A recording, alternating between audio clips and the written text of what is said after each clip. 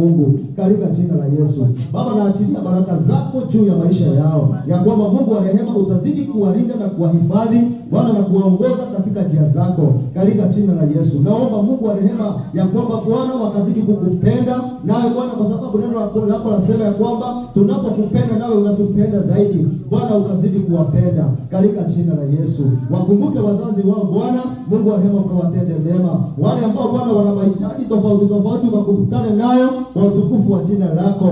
Bwana Mungu wangu, ninaomba ya kwamba utakuwa Jehova Jire katika maisha yao. Utaprovide kile ambacho kinahitajika katika maisha yao katika jina la Yesu. Baba, tunasema ni asante kwa sababu wewe ni mwema. Tunawaachilia Bwana wanapoenda kwa klasi yao na mwalimu wao wakaweza kufunzwa mapenzi yako. Ninaomba Bwana ya kwamba utambariki mwalimu anaowafunza Bwana katika jina la Yesu. Baba, ninaomba hekima yako itokao kwako Bwana Mungu wangu katika jina la Yesu. Asante Bwana kwa sababu umeweka Bwana wimbo mpya ndani yao kwa ajili ya utukufu wa jina lako. Pokea sifa na utukufu kwa sababu wewe ni mwema. Na katika jina la Yesu Bwana wetu tuomba na kuamini.